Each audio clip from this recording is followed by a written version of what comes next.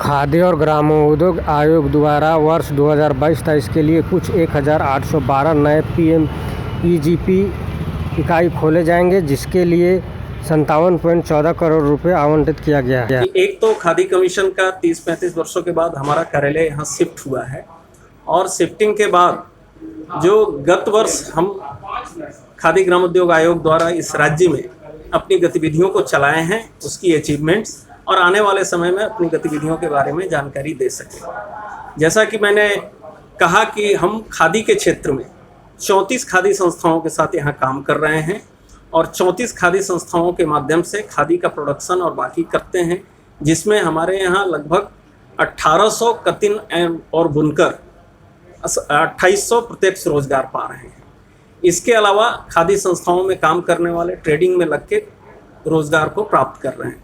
उसी तरह से ग्रामोद्योग में पिछली वर्ष हम लोगों ने कुम्हार सशक्तिकरण में 4-5 जिलों में इलेक्ट्रिक चाक का ट्रेनिंग देके उसको डिस्ट्रीब्यूट किया। महिलाओं को एम्पावर्ड करने के लिए इमली के मशीन्स ट्रेनिंग देके उनको दिया गया है। चर्मकार बंधुओं को जो मोची हैं उनके टूल किट्स का डिस्ट्रीब्यूशन किया है हम लोगों ने, और ग्रामीण क्षेत्रों में हनी मिशन के तहत मधुमक्खी के बक्सों का डिस्ट्रीब्यूशन किया है, ताकि ग्रामोद्योग का विकास हो सके। साथ ही प्रधानमंत्री रोजगार सृजन योजना कार्यक्रम के तहत भी पिछले वर्ष लगभग 1800 यूनिट्स इस झारखंड में लगे हैं, और इस बार उसके तिगुना का हमने लक्ष्य रखा है।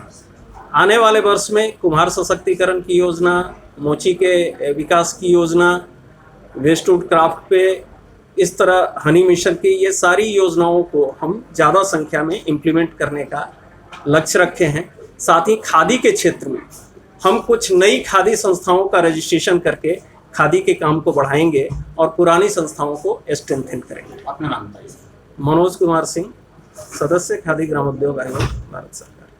ठीक, मतलब इसका स्थापना हो गया अब यहाँ पर, तो यहाँ से क्या क्या काम हो रहा है? स्थापना ऑफिस ऑलरेडी था रांची में, ये तो शिफ्ट हुआ है। शिफ्ट हुआ है क्योंकि वहाँ 30-35 वर्षों से था। तो वर्कर रूरल क्षेत्र के कितने हैं? मतलब वर्कर जो काम कर रहे हैं और रूरल क्षेत्र से कितने हैं?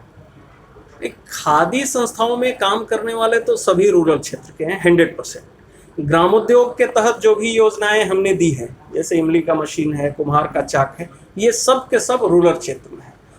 प्रधानमंत्री रोजगार सृजन योजना में रूरल क्षेत्र में भी हैं और अर्बन क्षेत्र में भी। अगर खादी में काम करना चाहता है तो खादी संस्था बनाना होगा। उसके लिए एक मॉडल बाइलॉज है, जैसे आप कोई ट्रस्ट, कोई एनजीओ, कोई नॉन प्रॉफिट मेकिंग कंपनी बनाइए, और उसके उद्देश्य में खादी के बाइलॉज में जो उद्देश्य है उसको रख के उसके पास 25 स्पिनर्स का लिस्ट हो, कतिन, और 5 बुनकर, 25 चरखे और 5 लूम हो, तो हम खादी संस्था के रूप में उसको मान्यता देते हैं। फिर वो खादी का काम करते हैं, फिर उनको बजट देना, उनको सपोर्ट करना, मार्केटिंग सपोर्ट करना, अनुदान देना, ये होगा। अगर कोई इंडिविजुअल नौजवान रोजगार करना चाहता है, कोई टेंट हाउस चलाना चाहता है, कोई वॉशिंग स्टेशन खोलना चाहता है, या कोई फ्लाई एश का ईंट का फैक्ट्री लगाना चाहता है, तो मैन्युफैक्चरिंग में 50 लाख तक और सर्विस में 20 लाख तक का लोन उसका अगर सेंक्शन करता है बैंक फाइनेंशियली केवीआईसी के द्वारा रूटेड, तो उस पर SC, ST, OBC को 35% और जनरल पुरुष को 25%, ग्रामीण क्षेत्र में, शहरी क्षेत्र में ये अनुदान 10% घट जाता है।